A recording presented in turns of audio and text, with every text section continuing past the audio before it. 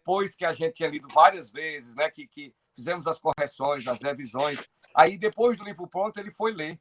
Quando ele sentou para ler, ele descobriu uma sensação estranha, né?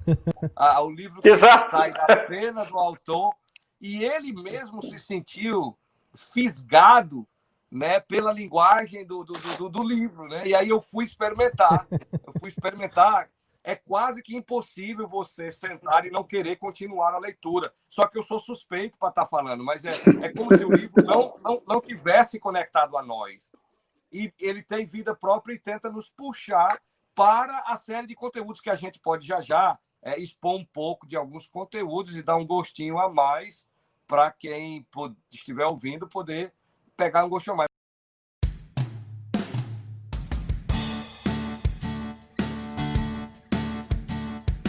Está começando o programa Papo de Cristão.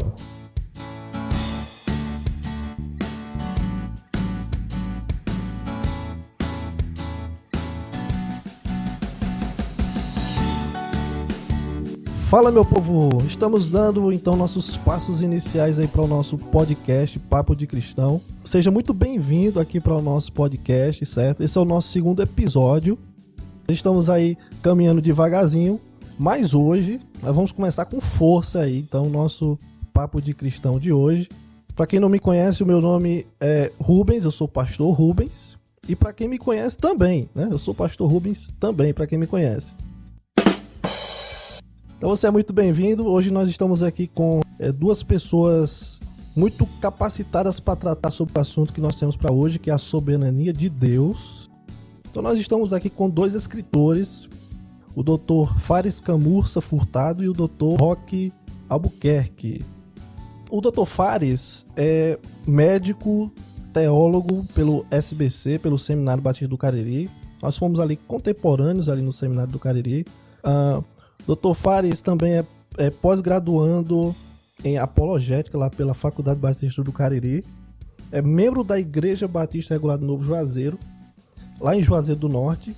E torce pro Botafogo, né, Dr. Fares? Ninguém é perfeito, né? Fogão, a maior torcida do Brasil. Ninguém é perfeito. Toda casa tem um fogão.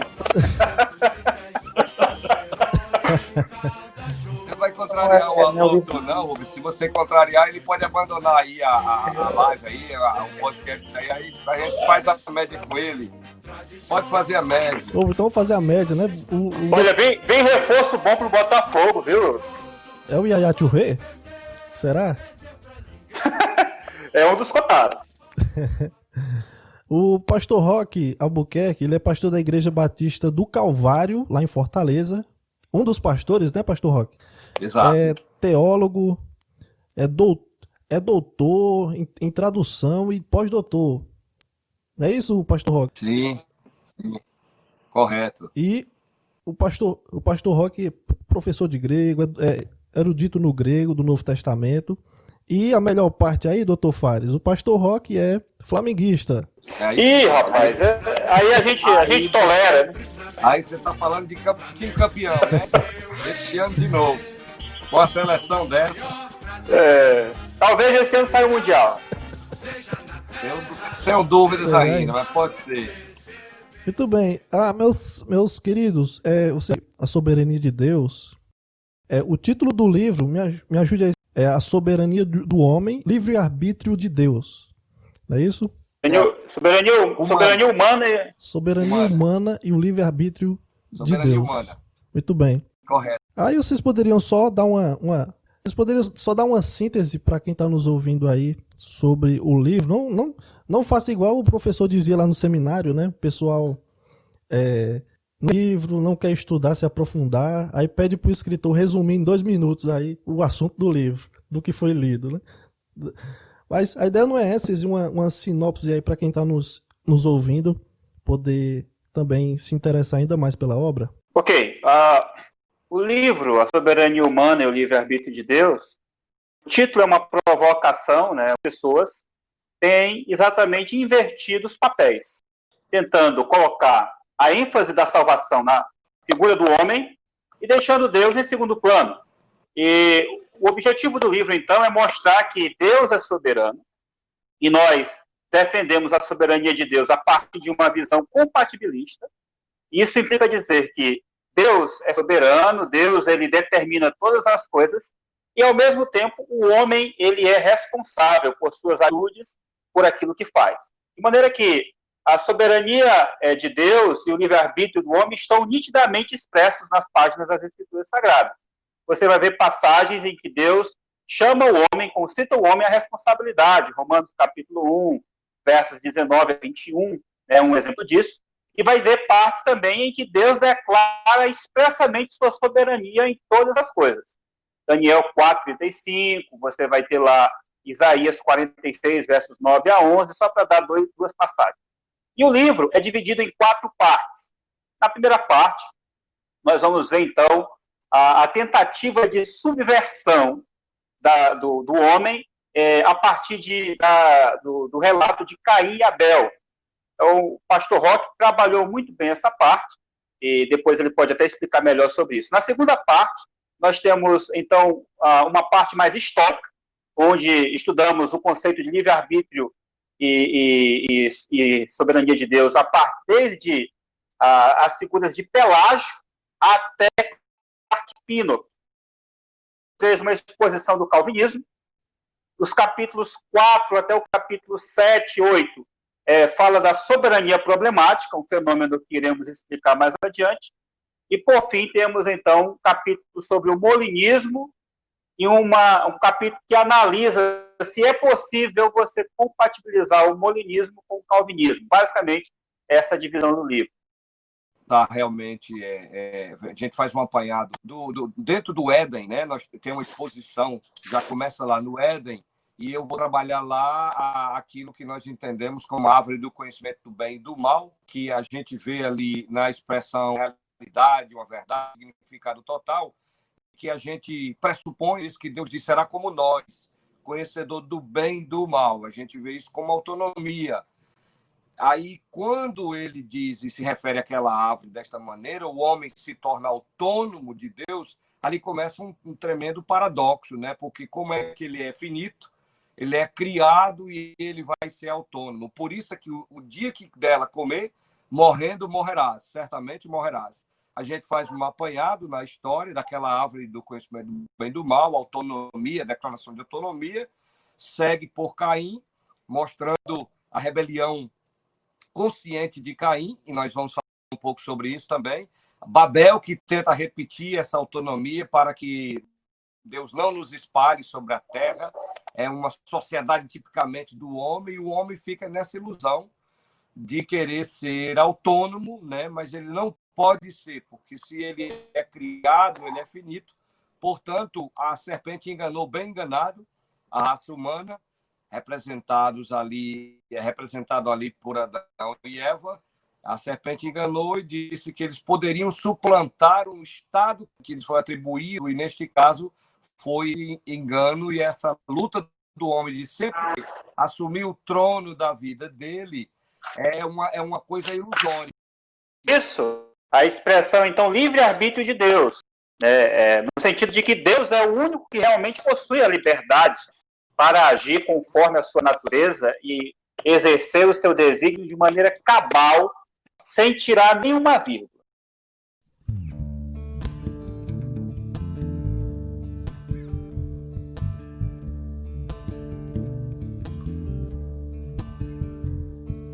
Ricardo Gondim, defendendo a teologia relacional, diz que Deus se relaciona em amor.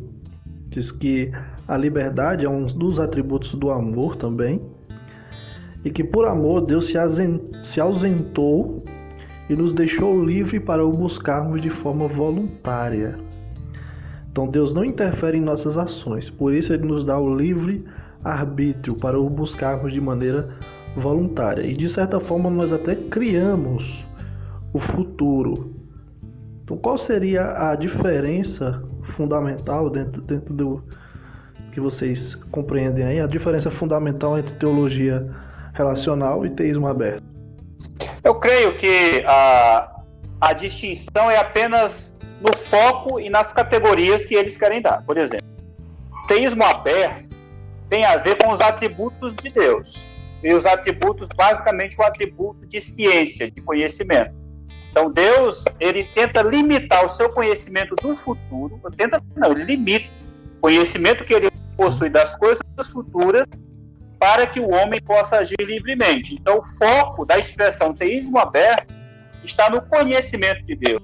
E a teologia aberta, e respeitando esta relação entre homem e Deus, Deus ele também se limita no seu conhecimento do futuro. Então, um foca na relação amorosa e o outro foca na limitação. Mas, no final das contas, são duas vias e duas mãos que se limitam, não conhece o futuro plenamente, para que o homem possa ter a sua liberdade garantida.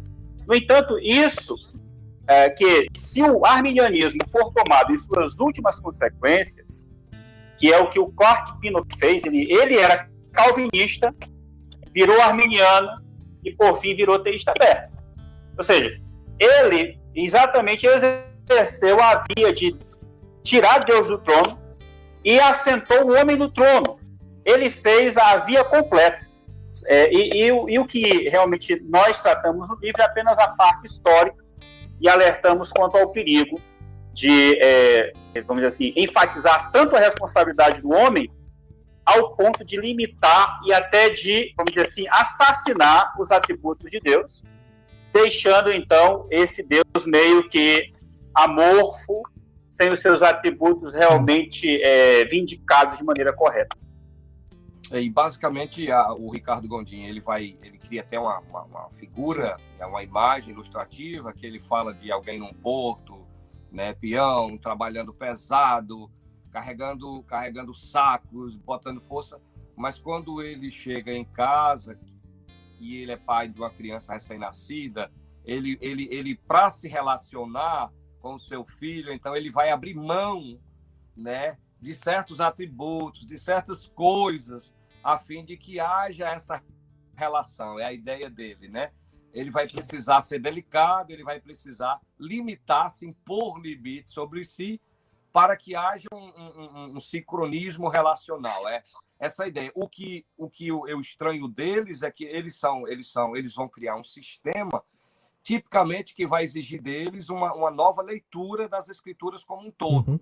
Então, Gondim chega a fazer afirmações tão pesadas, na minha concepção, até herética, né, quando ele vai dizer que um Deus que faz isso, um Deus que aprova a tragédia, um Deus que aprova, não é um Deus, é um demônio. Só que quando a gente abre as páginas das Escrituras, nós vamos ver um Deus que a gente chama lá, no caso, no livro, nós chamamos de último, né, no sentido de ultimidade. Nós vamos perceber que não há nenhuma ação dentro da esfera humana, e eu vou até falar de outra maneira. Na verdade, é que cada ação a gente procura demonstrar dentro da realidade simples. Todas as ações humanas, ela tem uma explicação dual, divina, certo? Isso é super importante a gente manter. O que o Gondim faz, o que o teísmo aberto ou a teologia relacional vai fazer é tentar excluir completamente o lado divino, vai manter o conceito de liberdade, e essa liberdade é aquela que a gente tratou, especialmente a mais ênfase com o Dr. Fares aí. E é um sistema, me parece, mais eu vou usar o termo exegese, né? É uma leitura que você traz de si para dentro do texto bíblico, do que exegese. Você tem lá a leitura do texto e você extrai, porque nós vamos perceber, né, a soberania de Deus na leitura das Escrituras, que é muito diferente daquele Deus que o teísmo aberto tenta expor, né? A Ed Renekiewicz, né, que você mencionou, o Ed Renekiewicz, e aí você tem Ricardo Gondim nos Estados Unidos, tem o Pinnock e tem outros também que desembocaram aí. Mas isso aí é o que o pastor Fares falou, é que isso aí é o arminianismo na sua vertente lógica, né? Não é uma ofensa ao arminiano, mas é uma constatação, certo, da lógica levada às do últimas sistema sequências arminiano. Se você quiser ser coerente as últimas consequências é o teísmo aberto para fim de que você vai cortar a ciência de Deus a fim de que ele não consiga prever ou ver antecipadamente um ato, porque se ele ver, não poderá ser mudado. Se ele, então, mudar e poder mudar, então não é um ato livre, e aí segue o nosso ciclo de discussão sobre liberdade. Ou seja, A gente volta para o livre-arbítrio de Deus. Porque senão o sistema arminiano, vamos dizer assim, ele vai explicar as coisas em círculo, né, e tem uma tautologia tamanha que ou ele reconhece que existe pelo menos o compatibilismo, ou ele vai ter que descambar para o teísmo aberto. Isso, logicamente falando. Né? E agora, não confundir, talvez, aqui um ponto interessante, a linguagem acomodatícia das escrituras, que é aquilo que Calvino fala, né? A linguagem de acomodação, ou seja, Deus, ele sabendo que o ser humano, na sua criaturidade, ele não tem condições de entender as coisas de uma maneira exaustiva, então Deus se acomoda.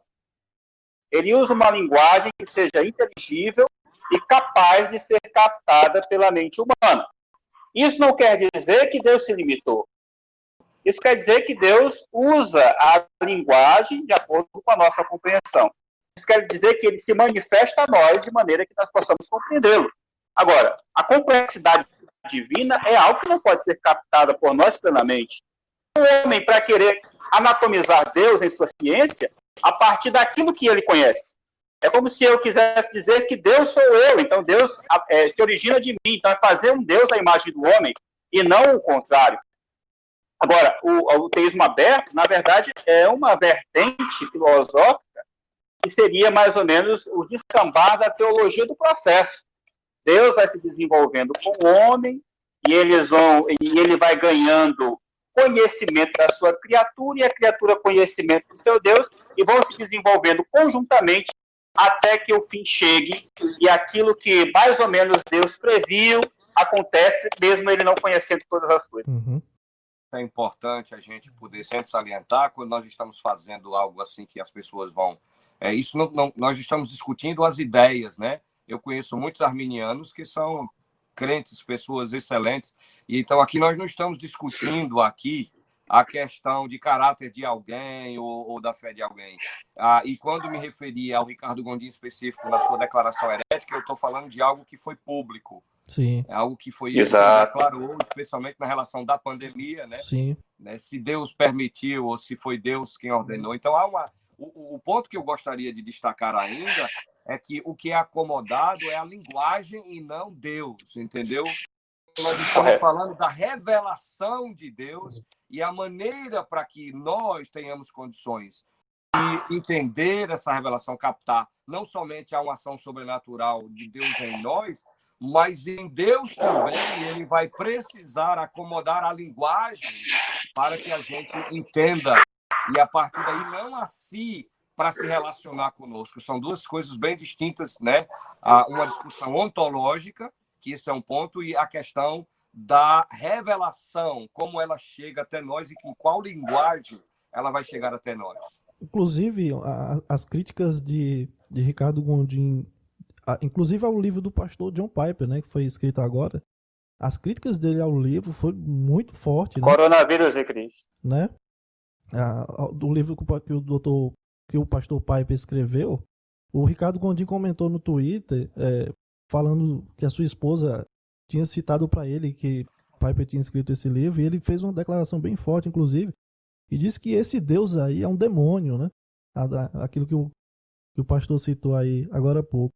O que o Gondim vai argumentar, o que ele vai falar, é realmente uma abordagem filosófica dele, mas muito mesmo incompatível com aquilo que nós vemos e encontramos nas Escrituras. Então, eles vão precisar fazer uma releitura, tipicamente pós-estruturalista, né?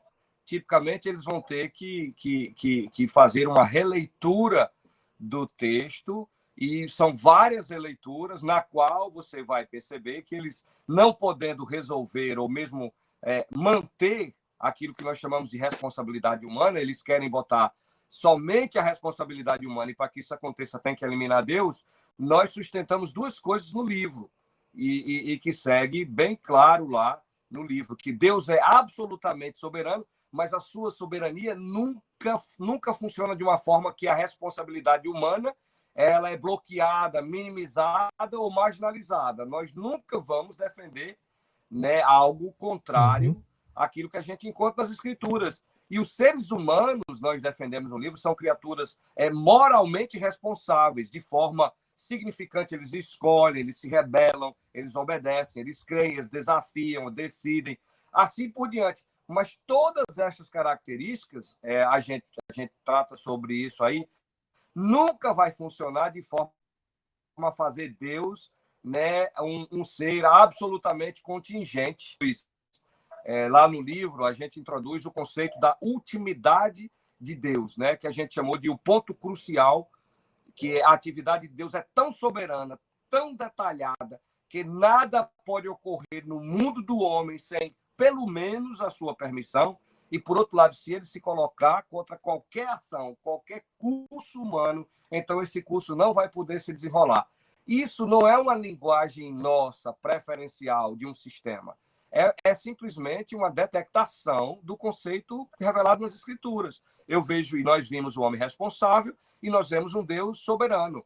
Mesmo que a gente não consiga explicar, o que nós não podemos fazer ou eu tiro um, ou eu tiro o outro. O que nós propusemos nós precisamos entender, mas manter ambos. E aí a gente tem que definir o conceito daquilo que se chama de liberdade. A gente, ironicamente, vai mostrar que somente Deus tem a liberdade que o teísta, o molinista, quer atribuir ao homem.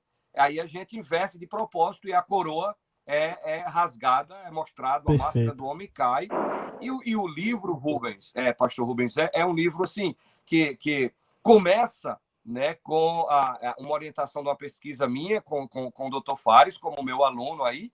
Ele queria escrever no assunto e, à medida que a gente ia orientando, a ideia veio, mas nós não queríamos fazer um livro acadêmico demais, que ficasse com uma linguagem rebuscada, muito técnica, que não pudesse se comunicar com as pessoas comuns, como nós somos. Nós somos pessoas comuns. Mas, às vezes, quando a gente vai escrever, a gente ignora que nós somos pessoas comuns e vamos entrar naquele tipo de mundo, né, rebuscado, mundo técnico, cheio de jargão. E aí o livro veio bem dividido, porque o livro tem até aplicações pastorais, tem uma perspectiva pastoral, né, soando como sermão. Foi isso que a gente fez, né? Muito disso que está no livro a gente tentou primeiro transformar em um sermão para comunicar, e aí a gente faz um apanhado, né, bem prático, mas nenhum momento sequer a gente abre mão da profundidade, do rigor da pesquisa, porque a gente temia fazer afirmações que poderiam facilmente serem contestadas, não sendo o propósito de dirigir exclusivamente a academia. Nós tínhamos convicção, Dr. Fares e eu, que nós podíamos comunicar para o irmão da escola dominical, para o aluno do seminário, do 1º ao 4º ano, para o aluno do mestrado, e o livro é, assim, uma boa coisa, para fechar essa parte aqui que eu estou falando. O livro tem chegado em mãos de gente que já é teólogo renomado, né? Podemos perceber o livro sendo citado aí por teólogos renomados no Brasil. Franklin Ferreira, né? O Franklin Ferreira citou, eu recebo, o pastor Fares também recebe muitas recomendações, assim, comendações, né? Não recomendações, comendações, elogiando o livro. Então, é uma obra que a gente fica feliz. Agora, é óbvio que é um assunto que exige muito mais. Você não vai ser convencido, né, numa sentada, num livro, e vai dizer assim, é um livro mágico. Não, mas é um livro esclarecedor. Essa foi a nossa ideia. Aí o pastor Fares pode complementar. O que eu digo é mais ou menos aquilo que, sinteticamente, resume o livro, no endosso do Dr. Valbert Veras, né? A gente teve a felicidade de ter o endosso dele na 4ª capa do livro, e ele diz exatamente o seguinte: nesta obra, os autores nos presenteiam com uma perspectiva ampla sobre o tema, a partir de uma rara articulação de exegese. Você vai ver exegese muito bem feita. Você quer ver um exemplo de exegese bem feita? E aí, quem realmente trabalhou melhor essa parte foi o Dr. Roth. É o capítulo 1º. O capítulo 1º, que vai tratar exatamente de Gênesis capítulo 4. Ali a gente vai ver uma relação da cidade de Deus versus cidade dos homens, aplicada a Gênesis 4. Um trabalho que eu considero primoroso e que mostra essa articulação de exegese com teologia bíblica, né? A gente vai trabalhar a teologia bíblica também dentro do conceito de calvinismo, né? Com a teologia sistemática, e aí a gente vai trabalhar a teologia sistemática lá no molinismo, né? Também na relação do molinismo com o calvinismo, teologia histórica, que é o capítulo 2, que eu já citei, e teologia prática, que é os capítulos 3 até o capítulo 7, é problemática. É exatamente, para mim, o ponto culminante do livro, onde nós não vamos resolver o problema do mal, mas vamos lidar com o problema do mal. E ver como o homem, mas quando a situação fica difícil, quando chega o câncer, quando chega o coronavírus, quando chega a dívida, quando chega o problema familiar. E lembrar que o Gondim fala do Piper, porque o Piper é compatibilista, né? Porque o Piper é calvinista. Se o Gondim ler o nosso livro, talvez eu quero até que o livro chegue nas mãos do Gondim, se Deus permitir, Alguém ele vai talvez dizer aí, que né? o nosso Deus... Alguém vai dizer... Ele talvez diga que o nosso Deus é um demônio, né? Ou até o capeta, né? Mas, na verdade, o Deus capeta é esse Deus aí que perde a sua integridade, perde os seus atributos, é um Deus que se diaboliza, né? E, na verdade, o nosso Deus é um Deus soberano, o nosso Deus é o Deus das Escrituras. É.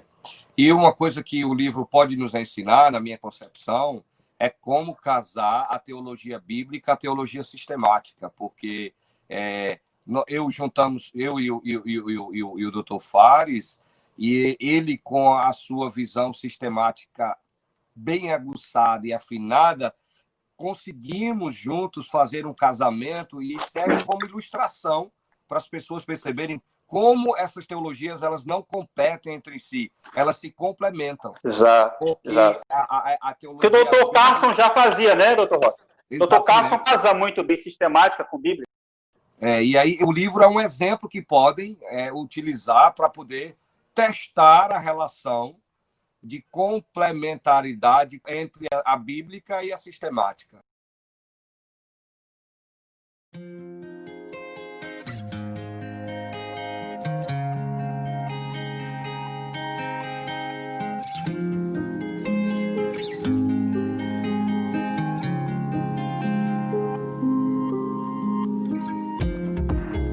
Uma crítica que Ed René Kivitz faz é o que ele chama. Ele faz uma crítica ao que ele chama de determinismo, né? Ou calvinismo.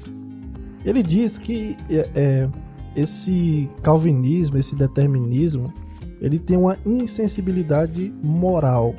Acredita que Deus determinou todas as coisas, o problema é seu. Está na Bíblia. Então isso é o que ele chama de insensibilidade moral. Aí ele diz que esse Deus que predestinou todas as coisas, inclusive as coisas ruins, esse Deus é um monstro.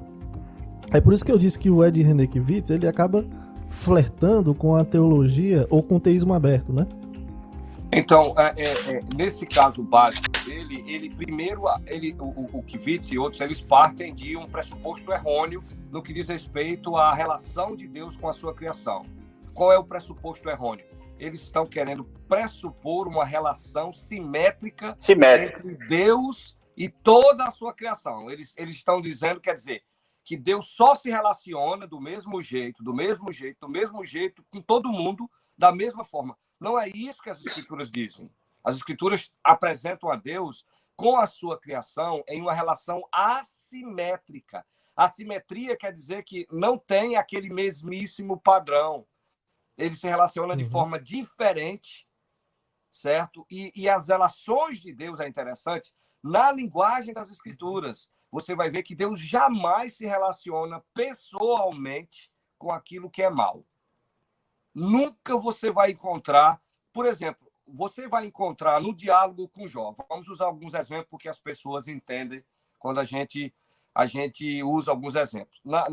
Em Jó capítulo 1, por exemplo, nós temos Deus abre um diálogo com Satanás, né? É um diálogo lá que a gente, naquela cobertura daquela linguagem poética, somos tragados para o céu ou para um lugar onde Deus é quem chama e diz: ei, vem cá, você entrou para roubar a loja de joias, mas você deixou o diamante principal lá na prateleira do fundo, usando a ilustração até do John Piper, você deixou lá. Você não está vendo meu servo Jó? Então, que ele diz, olha, como é que Jó não vai te adorar? Então, Jó está de olho para aquilo que adorar. Aí Deus autoriza Satanás, vai lá e atinge, retira o que ele tem. Primeiro, você vai ver que tem o vento, aí tem os caldeus que passam por aquela região, aí você vai ver uma série de tragédias que são humanas, tragédias naturais, e fazendo. Se dois, você teria uma deficiência de entendimento sobre o que foi que causou tudo aquilo ali. Mas quando você chega lá, você sabe uma coisa. Primeiro, é que a causa primária é claramente visível, é Deus quem vai dar a questão de causa primária e causa secundária. Então, você vai ver que nessa relação de compatibilidade, para eu corrigir a linguagem aqui, você vai perceber que Satanás sai da presença dele, você vê fenômenos da natureza, você vê fenômenos humanos. Quando volta a ação, você pergunta no final das contas, a Jó, pergunte a Jó, quem foi que fez isso com você? Observe a resposta de Jó, ele diz, foi Deus. Foi Satanás, foi os caldeus, foi o vento, foi o fenômeno da natureza. Jó tinha claramente uma visão de Deus que viam como soberano. E quando a gente diz que Deus é soberano, está dizendo que nada foge à sua ação. Se é causa primária, é aqui que eu queria colocar, ou causa secundária, a gente vai ter que discutir, mas em nenhum momento Deus está fora. Tem uma ação que Deus está fora. Então, Jó sabia que era de Deus.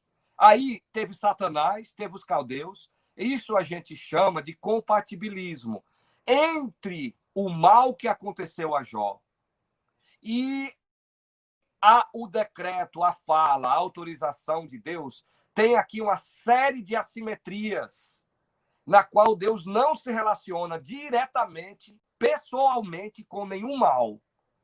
Mas nós não podemos esquecer que aquele mal ele não poderia acontecer, em hipótese alguma, se não fosse com a autorização, a anuência do próprio Deus. Então, Deus se relaciona assimétrico. Tudo que é mal, ele não se relaciona. Eles dizem, se Deus é isso, ele é o demônio, eles pressupõem uma relação de Deus monolítica, simétrica, e isso não é o que aparece nas Escrituras. É estranho às Escrituras isso. E o pastor Fábio pode pegar e complementar. Quando o doutor Carson escreveu a sua tese de doutorado, eu acho que a grande contribuição que ele trouxe para a teologia foi exatamente esse conceito de assimetria, que já havia sido desenvolvido por outros teólogos, mas ele aplica com maestria no Evangelho de João. E nessa obra, então, a soberania de Deus e a responsabilidade do homem, ele demonstra não só em João, mas ele vem para Jó também. Nós, no nosso livro, nós fazemos essa análise em Jó, nós fazemos essa análise em Gênesis capítulo 45 e capítulo 50, o relato de José.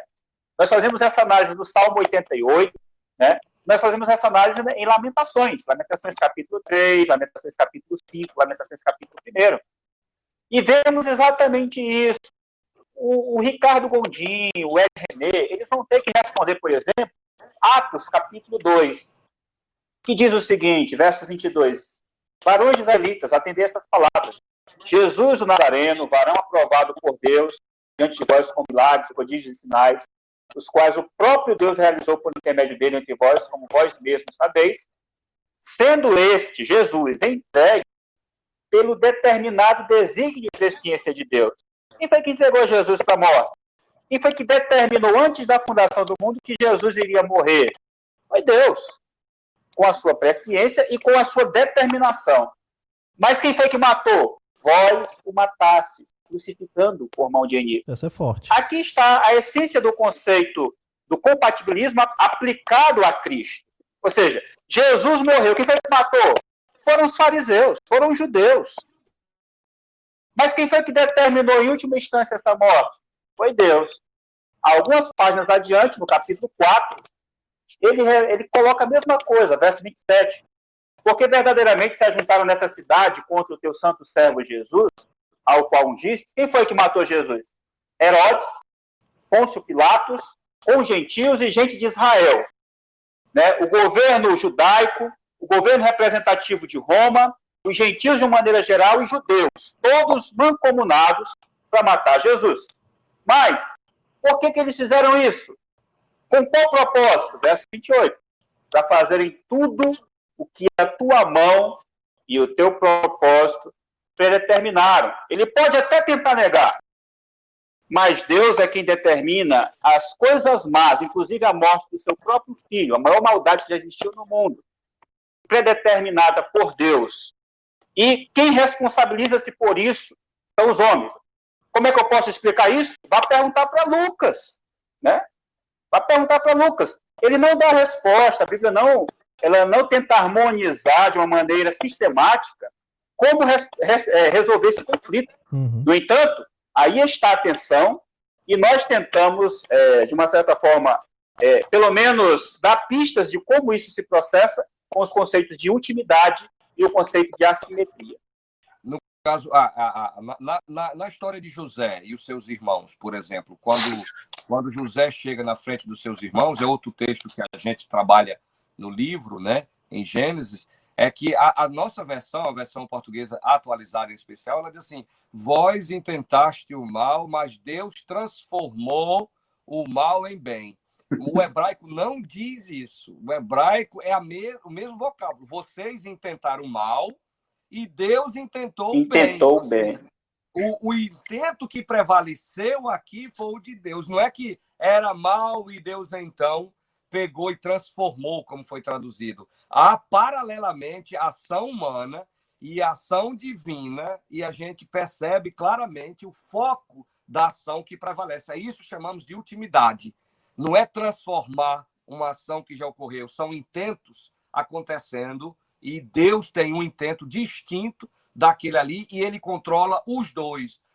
O intento do resultado de José e o intento daqueles irmãos que estavam tentando ali fazer o mal, e Deus já tinha um plano bem claro, bem delineado. O ponto que a gente precisa ainda repetir para que fique claro é que, quando falamos então de assimetria, isso nós estamos falando de que quando o mal vai estar acontecendo, Deus sempre vai estar na sua transcendência. Ele vai estar sempre distante ali dessas relações diretas com o mal. Não quer dizer que ele está distante, ele está ausente em termos de causa, né? Porque ele tem o poder de autorizar o que quer que seja, de como ele quiser. Mas o ponto que a gente precisa destacar é que cada vez que Deus se relaciona com o que é bom, aí a gente já encontra uma série de passagens que nós vemos Deus se relacionando pessoalmente. Então, é esse conceito de relacionamento pessoal com o que é bom e relacionamento na sua transcendência. Observe o que eu estou dizendo, relacionamento, mas é na sua transcendência com o que é mal, nós chamamos de conceito de relação assimétrica, aonde não é igual com cada evento, nem tampouco com cada pessoa. Deixa-me aproveitar e fazer uma ponte para um outro assunto em épocas de pandemia. Vou jogar pau de pemba aí para ver se a coisa pega aí. Mas vamos lá. A gente pensa, as pessoas, especialmente hoje, muitas pessoas, muitos crentes acham que o culto online é a mesma coisa do que o culto presencial. Eu vou ilustrar ainda um pouquinho diferente. As pessoas dizem geralmente que a igreja sou eu. Não, nós somos a igreja. Mas isso é um conceito errado, né? Não é o prédio e nem sou eu enquanto indivíduo, né? A palavra igreja, ela se refere ao carral, né? A eclesia que traduz o carral não é um conceito de chamados para fora, não. A palavra é o oposto. Assembleia, né? Chamados para fora. É um conceito muito estranho, esse conceito, e eu sempre escuto isso assim, eclesia, da preposição ek, e da palavra... Ekkalel, né? Ekkalel, cleice, chamado. Aí, chamado para fora. Não. Ali é chamados é para dentro mesmo, certo? Para dentro. É para dentro mesmo. A ideia é que a igreja, ela é no ajuntar. Ajuntamento. Por isso que ela traduz comunidade. o conceito de carral. É a comunidade. A igreja é aquele reunir. Não sou eu na minha casa separado e achando que eu sou a igreja. eu sou a igreja. Não, não, não, não, não. A igreja é o ajuntar, eu sou parte dela, eu sou um membro dela. E a relação de Deus comigo, enquanto indivíduo, é boa, é excelente. Mas eu jamais posso me iludir e achar que é a mesma coisa, que Deus se relaciona do mesmo jeito que ele se relaciona quando o corpo de Cristo está reunido. Meu amigo, quando o corpo está reunido, ali é diferente, a relação de Deus ali é uma raridade. Eu vou usar aqui a multigraça, né? Multiforme graça. Multiforme graça.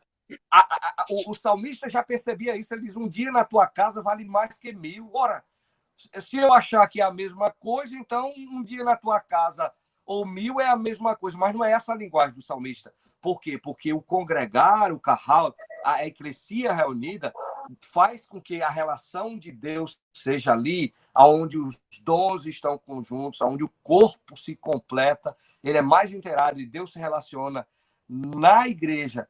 É por isso o mandamento do autor de Hebreus, não deixando de congregar, como é costume de algum.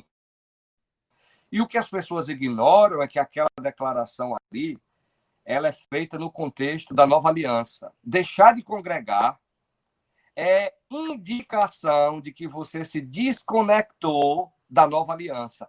Então, quando o pastor Rômulo fala no seu artigo lá, recente, né, que foi até publicado pelo Voltemos ao Evangelho, que ele falou um pouquinho ali, uma implicação... Reflexões sobre eclesiologia. Eclesiologia. Muito bom o artigo. A eclesiologia, as pessoas estão muito contentes e satisfeitas com essa... Acha que tá bom, e não era para estar. Não era para estar. Algo de errado não está certo, né? Vou usar essa tautologia aqui. Por quê? Porque há um certo comodismo, e mesmo agora que fala-se em abrir, né, em reabrir, ainda tem gente planejando mais 1 mês ou 2 ainda, que não estão com pressa, não. Mas isso não é um chamado a ser imprudente. Na verdade, a necessidade de lembrarmos no conceito do qual Deus se relaciona com a sua igreja, jamais será a mesma coisa quando nós estamos distanciados, estamos sozinhos, é diferente, tem implicação, mas nós estamos só começando, né? Depois nós vamos examinar mais e vamos revisar algumas das coisas que nós estamos pensando agora, né? Como errada ou não, nós vamos ter tempo de revisar, porque o cristianismo é um fenômeno de Deus, ele tem a capacidade em si de corrigir a si mesmo no percurso da história. Muito bom. Eu quero até falar um pouco sobre isso, porque, rapidamente, o que ocorre é que essa filosofia de culto online ser equivalente à união da Assembleia, o Ajuntamento Santo, talvez, de uma maneira bem perceptível, isso vai descambar no que a gente considera de teologia dos desigrejados, né? Verdade. A TDI, a teologia dos desigrejados, e a ideia é exatamente que o pastor Roque está trazendo essa provocação, uma provocação saudável, penso eu, é nos chamar a refletir, né? Você pode até ter um ponto de vista diferente, pode até achar que devemos prezar mais pela prudência, pelo bom senso, mas, no entanto, essa palavra é um chamado à reflexão. O homem do seu tempo, e o cristão, é um homem que vive e medita de uma maneira muito profunda os problemas do seu tempo, né? E se um crente não está refletindo o problema do seu tempo de maneira coerente e apenas se acomodando na onda, aí eu vou contemporaneizar, da OMS, né, na onda do que o Ministério da Saúde, o politicamente correto nos fala, aí cabe a pergunta, quem nos dirige de fato? É a ONU, é a OMS, né? É o Ministério da Saúde, que muitas vezes estão enviesadas. Sim, é verdade. Por políticas de nova esquerda, né? E pelo globalismo, né? Ou é pela Bíblia, de fato, que nos mostra um conceito e um chamado a sermos realmente pessoas que congregam e pessoas que têm coragem para exercer o seu cristianismo no meio social, né? Então, eu vejo isso, eu percebo, por exemplo, os irmãos da Assembleia na minha cidade lutaram para que os cultos voltassem. O prefeito cedeu. com a capacidade de 50% da lotação do templo, e já fizeram os primeiros cultos. Mas tem gente, não, em nome de uma cautela, eu vou deixar mais para adiante, teve igrejas que não voltaram. E a minha pergunta é, isso é cautela mesmo? Ou é um senso, muitas vezes, de uma falta de coragem que está entremeada, ou em volta, ou mascarada nessa linguagem de cautela? Boas provocações aí, bem práticas, né? Para nossas questões aí do momento. Agora, eu queria perguntar uma coisa a vocês. Eu não sei se vocês tratam sobre isso no livro, que é acerca da soberania. Algumas questões simples. Por exemplo, soberania de Deus é um atributo de Deus? Ou é a soma dos atributos de Deus? O que seria, então, o pastor Roque já deu uma pincelada aí, mas é só responder isso. A soberania de Deus é um atributo de Deus? Alguns vão dizer que é um atributo de Deus. É um atributo ou a soma dos atributos? Como é que a gente pode definir isso? Nós não tratamos disso no livro de uma maneira bem direta e específica, né? Se você pegar alguns manuais de teologia sistemática, eles colocarão soberania como atributo de Deus, né? E mais ou menos aquela ideia que a gente, quando vai entrar de uma maneira mais adiante, trabalhando das relações de Deus com a sua criatura. Então, por exemplo, aí é que surgem os conceitos de transcendência e imanência, né? O Deus transcendente é o Deus que está além da criação, é o Deus que não está restrito, está supra a criação. E o Deus imanente é o Deus que se relaciona, que está presente na criação. E de maneira que a soberania, se eu pudesse colocar de uma forma assim, eu não chamaria a soberania de uma soma de atributos de Deus, não. Né? Mas eu diria que a soberania é um aspecto, sim, do seu poder, né? Um aspecto do seu poder manifesto da criação. Então, eu não teria problemas em dizer que soberania de Deus, soberania é um atributo divino, né? É uma atribuição dele. E a gente vê isso claramente nas Escrituras. Mas nós não tratamos isso diretamente no livro. O que nós fazemos é dar um conceito de soberania de Deus, né? Então, se você olhar o conceito de soberania de Deus, né, isso destoa um pouco do que seria classicamente catalogado como atributo de Deus, né? Então, se a gente vê o livro, nós vamos perceber o seguinte, que essa classificação arbitrária de atributos de bondade, né, atributos de grandeza, muitas vezes é mais para trazer uma sistematização que agrade aos olhos do leitor, né? É o Erickson, né? O Erickson faz isso. Mas, se você for olhar na Bíblia, onde é que está essa distinção, atributos de grandeza e de bondade? O atributo comunicável, atributo comunicável. Você vai perceber isso, essa distinção, vamos dizer assim, uma boa intenção didática, de fazer com que os seus ouvintes, os seus leitores, possam tentar entender melhor o conceito, mas eu não colocaria de uma maneira categórica. E acho que a definição de soberania está na página 177, se eu não me engano. E enquanto você vai lá para a página, ali eu já falo de utilidade na página 133 em diante, a gente já fala sobre utilidade, né? Aí a gente segue a partir dali. Um rei que se senta num trono e a gente chama de soberano é a posição que, exatamente com o Dr. Fares, na análise lá da passagem de Êxodo, especialmente quando Deus vai se revelar a Moisés, aquilo ali é muito pedagógico para a gente. É uma passagem interessante que a gente nunca atenta para o que aconteceu. Qual é o contexto ali do 32 diante? 33, 34, 35, 36. O bezerro de ouro é feito, é interessante, e Moisés está lá com Deus no Monte Sinai, e Deus diz assim, chega, Moisés, eu vou destruir aquele povo e vou, então, fazer de ti uma grande nação. Ora, se esse Deus viu que o povo cometeu aquilo que cometeu, uma abominação terrível, né, pagã ali do bezerro, e ele é um Deus que a gente conhece que está preso, se tiver preso a condições ou reações das ações do ser humano, aquele povo desobedeceu, o que é que ele tem que fazer? Ele tem que destruir. A justiça dele está em xeque. Aí Moisés ora, não, Senhor, que é isso? Faz isso não. Aí ele muda. Aí vem a segunda coisa. Uma oração de Moisés faz porque um Deus que está irado e diz que vai destruir mudar de ideia. E aí, então, vem o seguinte. Já logo em seguida ele diz a Moisés, eu não vou, porque é um risco para esse teu povo, de dura cerviz, eu vou mandar um anjo.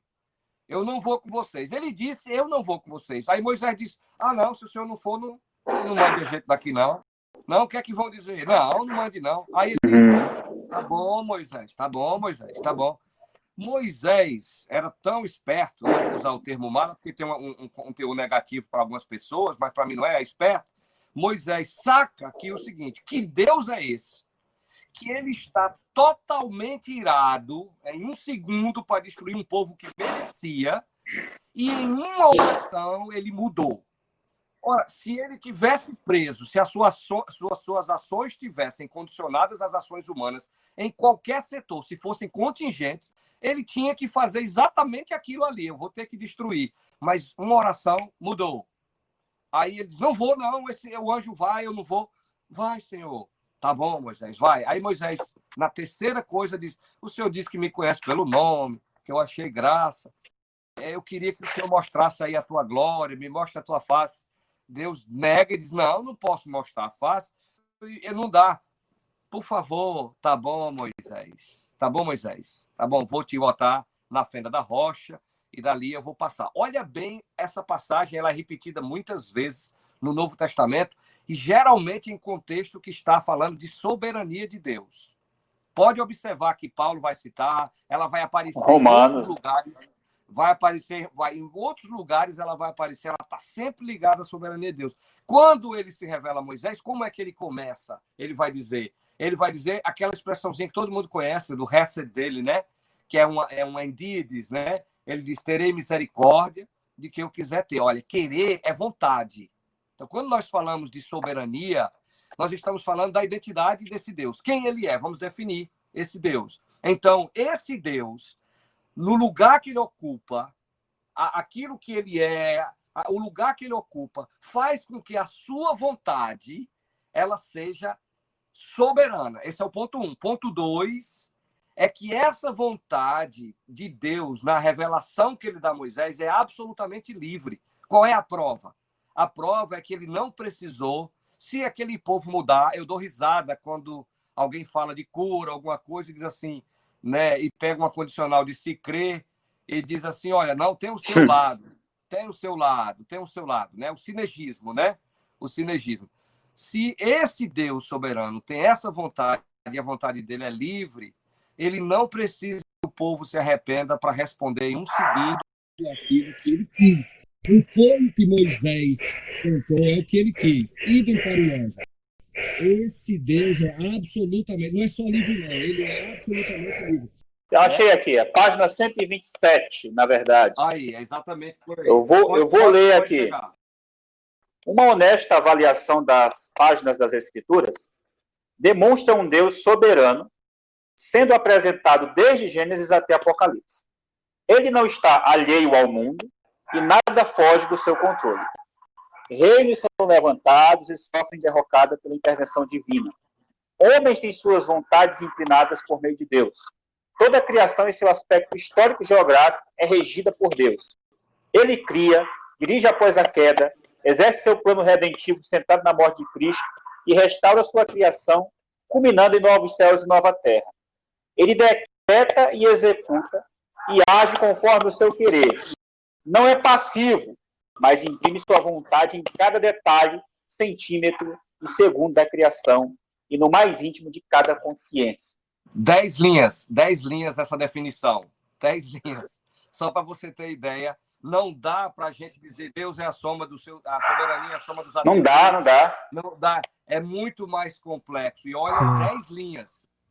Foi excelente aí a colocação aí, o pastor Fares apontou.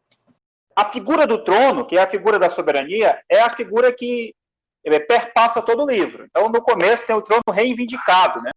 Quando Caim quer sentar no trono. Não, eu é que sou Deus, eu é que vou fazer-me Deus. E Deus vai mostrar para Caim qual é o lugar dele, o lugar de pó, o lugar de criatura. Quando nós temos, então, mais adiante, temos o trono vulnerável, ou seja, porque é o trono em que o homem se vê... Quem é que está no trono, na verdade? Porque o mal chegou até ele, né? a gente coloca a figura do trono compartilhado, é o sinergismo, né? A ideia de que tanto Deus quanto o homem tem a sua parte aí na salvação. Mas nós defendemos o trono ocupado exclusivamente por Deus, e a nossa ideia compatibilista. Muito bom. Pegou um tem gostinho aí, Rubens? Rapaz, eu tô doido pra ler esse livro já, viu? Eu já tava doido pra ler antes. Aí agora então. Eu tô animado, viu? Olhar um Kindle no Kindle depois ali. Já tem no Kindle, né? Tem no Aí tem Kindle. uma questão assim que. Sim, fala aí, Fares. Não, eu ia dizendo o seguinte, que o Dr. Rock é uma das pessoas assim que mais incentiva novos teólogos a se empolgarem com os estudos, né? E quantas gerações de teólogos não passaram, né, pela sala de aula, pelas mãos do Dr. Rock, e quantos teólogos não começaram a despontar e a gostar de escrever e a gostar de pesquisar por conta dos estímulos que ele tem dado, né? E, além disso, de dar o estímulo, é uma pessoa que, vamos dizer assim, se coloca até numa posição de humildade, de se colocar à disposição para escrever um livro comigo. Eu me senti extremamente honrado quando ele me convidou, né? E não só de escrever, mas de compartilhar as experiências ao longo da pesquisa, né? De maneira que, quando nós escrevemos o livro, tanto a minha parte quanto a dele foi analisada pela outra parte, né? Então, foi um livro realmente a quatro mãos, né? Não foi apenas um escrevendo e o outro editando. Foi um livro que foi realmente escrito a quatro mãos. E a nossa pesquisa não parou por aí. A gente está já deixando aqui um gostinho para uma próxima pesquisa, né? Trabalhando aí no conceito que foi desenvolvido pelo Dr. Rock, né? E eu também estou procurando trabalhar algumas coisas desse conceito, que é o conceito de fisiologia das lágrimas, né? Em breve, talvez, saia alguma coisa nesse sentido aí, tratando com o problema do mal, tratando com o sofrimento. Eu já vi algo. Teve algum sermão aí dele, né?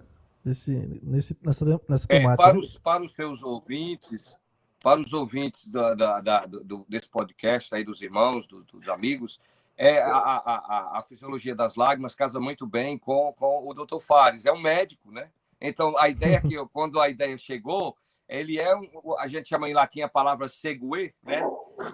A gente está pegando o que a gente já tratou alguns pontos aqui, só que dessa vez nós queremos abordar também, não numa linguagem filosófica, né, astronáutica, para usar uma coisa assim. A ideia mais pastoral, né? É mais pastoral, e a ideia nossa é o seguinte: trazer a lamentação de volta. Nós vamos tentar falar ao coração de pessoas que sofrem, e vamos, então, por isso o texto, a fisiologia das lágrimas, o choro atinge o nosso corpo, a ideia, né? A bile sendo vomitada. Nós temos um linguajar de sofrimento sendo usado para adoração. Como vivemos numa era positivista, né, de que tudo vai dar certo, repreenda, né, abracadabra, ocus foco, em nome de Jesus, está repreendido.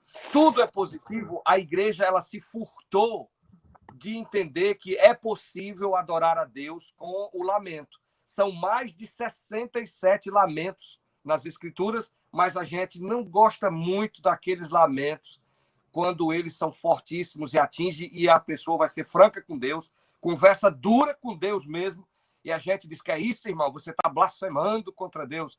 Mas é porque o lamento não é uma conversa de irmão para irmão. É a pessoa que sofre com alguém que pode entender a linguajar dele e transforma a linguagem dura numa maneira de extravasar, né, o diálogo. E Deus que recebe, ele tem maturidade para isso.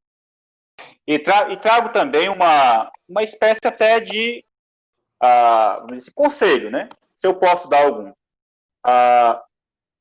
Você falou, Rubens, que você falou que a obra veja, o pastor Rock já pregou, né, em sermões, alguns livros do Pipe, alguns, né, de uma maneira, vamos dizer assim, mais adequada e colocada em linguagem de livro por editores auxiliares deles. Então, você tem o Justin Taylor, né, você tem o Andy Nazeri, pessoas que fazem esse tipo de trabalho. E aqui no Brasil, eu creio que muitos pastores poderão em suas mensagens, depois pudessem ser melhor trabalhados, e talvez daquelas pregações, quem sabe futuramente não virar livros, né? Melhor editados e trabalhados. Então, muito disso aí eu acho que é muito válido. Então, muitos sermões do pastor Rock foram trazidos para uma linguagem livresca no nosso primeiro livro, que é esse, e no segundo também. Né? Então, eu acho que há muito valor futuramente. Quem sabe aí já não tem livro, e você nem precisará ter tanto trabalho de pesquisar, porque a pesquisa já está feita. Exato. Boa dica aí. Inclusive, incentivar, né, escrever seus sermões, né? Eu sei que muitos fazem apenas o esboço, né? Aquele esqueleto para pregar, né? Mas a ideia de escrever realmente assim é animador, né? Inclusive para futuros artigos ou livros, né? É uma boa ideia. Eu fiz um e-book aí, depois, se vocês quiserem dar uma lida lá, baseado no livro de Ruth, algumas meditações lá. Ficou legal. Boa. É isso aí. Isso é importante.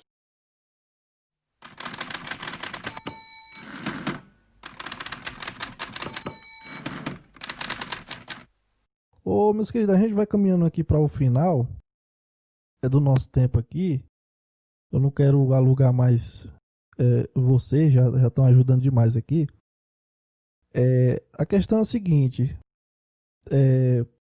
Deus, nós acreditamos aqui que Deus está no controle de todas as coisas, que Deus é soberano. Nós acreditamos que Deus tem um plano, que Deus tem os seus decretos. Agora a questão é uma pergunta bem simples que é feita aos pastores. Deus permitiu o coronavírus ou Deus decretou o coronavírus? Nós temos aí um médico e teólogo para responder tranquilamente aí. Passa a bola para ele aí, que ele vai responder. Eu li o livro do John Piper, Coronavírus e Cristo. E eu posso dizer que eu assino embaixo em cada uma das falas do John Piper. E digo exatamente sem medo. Deus decretou o coronavírus. Uhum. Todas as coisas foram decretadas por Deus. O que é um decreto? É estabelecer e bater o martelo. Isso vai acontecer. Então, Deus decretou a AIDS, Deus decretou o coronavírus, Deus decretou a Segunda Guerra Mundial, Deus decretou a Primeira Guerra Mundial. A questão é que o decreto de Deus não exclui a responsabilidade do homem. Ou seja, nessas coisas que aconteceram, há algumas pesquisas, há alguns indícios de que possivelmente o coronavírus foi trabalhado em laboratório, né? Outros dizem também que mesmo que não tenha sido trabalhado em laboratório, só o fato de não ter sido notificado em tempo viável pela China para a OMS, isso já é uma responsabilidade grande, né? Correndo até exatamente um risco de atentado contra a própria humanidade. Né? Então, você vai ter a responsabilidade de Hitler na Segunda Guerra Mundial, né? Você vai ter a responsabilidade de Napoleão nas guerras napoleônicas, de maneira que o fato de Deus ter decretado, assim como a gente exemplificou na morte de Cristo, não quer dizer que o homem vai sair isento e ileso. Na verdade, o homem é responsável pelos seus pecados, pelo que ocorre. E como o pastor Roque falou, quando Deus permite, se a gente vai usar essa linguagem, vamos usar a linguagem de permite que o coronavírus chegue e mate centenas, dezenas, milhares de pessoas, talvez até milhões, ninguém sabe. Mas quando ele permite isso, lembra, é como se ele recolhesse a sua bondade graciosa nesse sentido e permitisse que a morte reinasse e imperasse, que o mal trouxesse, então, o seu intento ali. Mas, no final das contas, em uma linguagem última, o plano de Deus está sendo traçado. O seu decreto, aquilo que ele quer trazer como propósito final, vai ser realmente exercido. Mesmo que muitas pessoas morram, mas ali Deus está fazendo isso. Ele fez isso em Israel, ele fez isso com o Egito, ele matou os nojentes no Egito, ele matou muitos cananeus, e a gente vai se perguntar, então Deus é mau porque ele matou pessoas? Não, muito pelo contrário. Ele é um Deus santo, ele é um Deus justo, ele é um Deus bom, que quando essas coisas ocorrem, é como se ele tivesse privado as pessoas de exercer a sua bondade. E o mal ocorrendo ali naquela ocasião, então, coronavírus matando, guerras matando pessoas, lembra o que o pastor Roque falou, ele não está com a sua imanência agindo, ele não está pessoalmente agindo, ele está retirando a sua presença abençoadora, a sua presença graciosa, para que o mal execute o seu intento. Porque se disséssemos que Deus está agindo assim, com a sua pessoa, então teríamos um Deus aí esquizofrênico, um Deus que tem propósitos maus e bons. Então, para não dicotomizar Deus, para não esquizofrenizá-lo, a única forma como podemos, de uma maneira acessível, categorizar a coisa, é essa ideia de assimetria. Pastor Roque? E aí, então, para concluir, basicamente a questão é do propósito. Para que o coronavírus? Aí aí você já tem uma resposta que pode ser existencial, você tem uma Exato. resposta que é teológica, você tem resposta escatológica, Profética, você tem resposta eclesiológica, você vai ver que tem... Não são perguntas difíceis e complexas, não podem ter resposta simples, né? As respostas são complexas. Isso é um princípio claro da própria hermenêutica. O que nós precisamos entender, que o ser humano precisa lembrar, é que a morte, quanto mais ela se chega presente, quanto mais ela é visível, mais nós percebemos a graça de Deus deixando para nós um lembrete. Roque, Fares, Rubens, vocês são finitos. A morte pode bater na sua porta a qualquer hora. O seu vizinho já foi, o da frente já foi, o de trás já foi. Então, você precisa tomar uma decisão existencial mesmo, né? Você precisa se agarrar, né, com esse Deus. E a morte, ela tem esse lado, que é o lado que eu chamo o lado abençoado e bom, e a gente até menciona, né, primeiro capítulo. um pouco no livro. No primeiro capítulo, a gente menciona, porque imagina só que tragédia para Adão e Eva, naquela situação que eles estavam, e eles, por exemplo, viverem para sempre. Não vou falar de vida eterna, porque vida eterna tem um teor de qualidade, né? Não é só de extensão de tempo. Mas, diante da morte, o ser humano ele precisa repensar realmente a sua vida como um todo, e aí a própria salvação e a presença de Deus é uma chance de ser invocado, e todo aquele que invocar o nome do Senhor será salvo. E a morte é uma excelente pedagoga para alertar a raça humana que está caminhando na direção oposta de Deus. Beleza. Então, pastores, não sei se vocês conhecem, né? Vitor Azevedo é um pastor contemporâneo aí, jovem, né? Pastor aí. E perguntaram sobre se Deus estava no controle. Coaching, né? É um teólogo coaching, né? Pastor coach. Perguntaram para ele se Deus estava no controle de toda a situação. Ele disse que não, porque há crianças com fome, miséria, coronavírus, calamidades. Ele disse que Deus não está no controle de todas as coisas. Ricardo Gondim também tentando acalmar, trazer uma mensagem mais calma. Mais para um discípulo de Richard Dawkins, né? Verdade. O Ricardo Gondim tentando acalmar as pessoas, tentando trazer uma mensagem mais positiva acerca de Deus, né? Tentando ajudar Deus.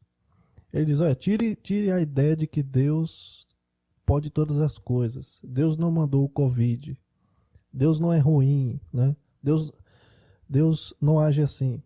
Então, dentro do que a gente falou aqui, nós acreditamos, né, que Deus está no controle de todas as coisas. E, como o pastor Roque até citou, é baseado nessa soberania de que Deus está no controle de todas as coisas, que a gente pode passar por essa situação agora.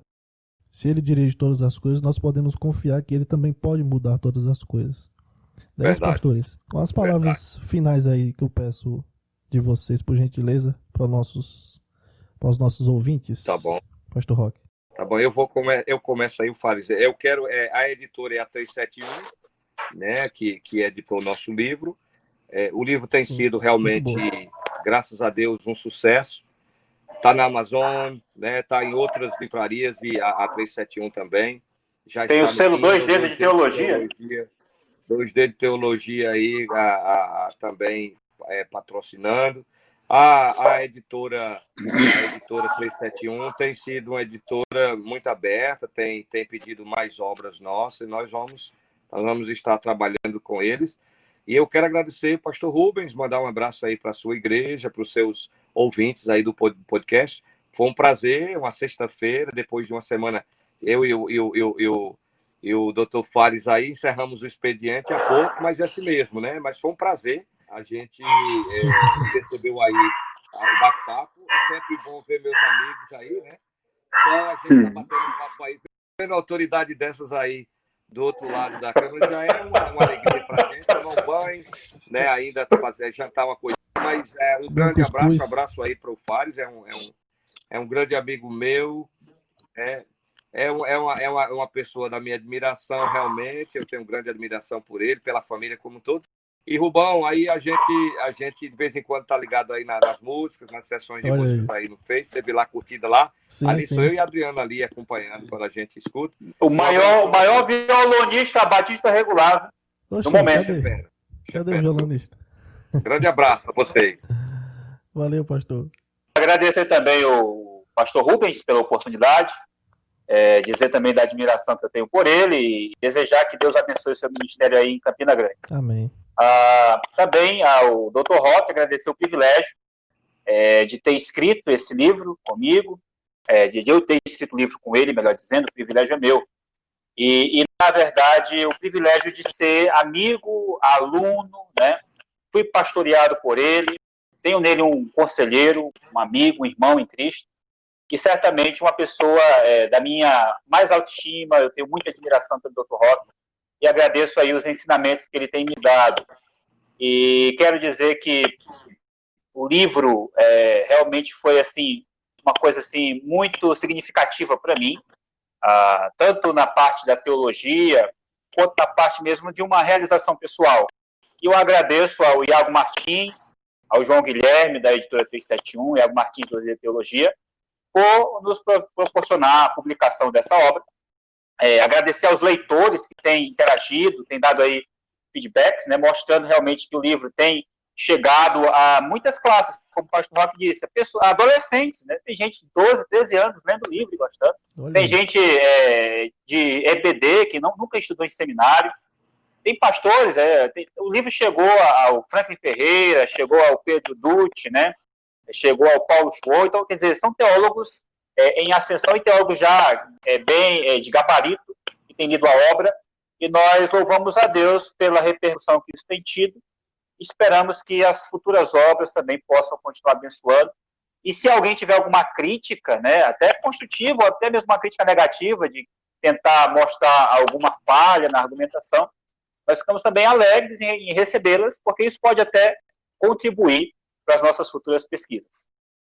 É isso aí, garoto. Você sabe que eu vi um meme que o cara comprava um papelão que tinha uns livros atrás desenhados, mas era só para fazer as lives, para dizer que o cara lê muito. O vento quase derruba a minha mesa aqui, que é para mostrar que o cara lê, viu? Valeu, Rubens. Um abraço. Valeu. Rubens, valeu, pastor Roque. Um abraço aí. Muito obrigado, viu? Deus abençoe cada um de vocês. E tchau, tchau, e até o próximo episódio.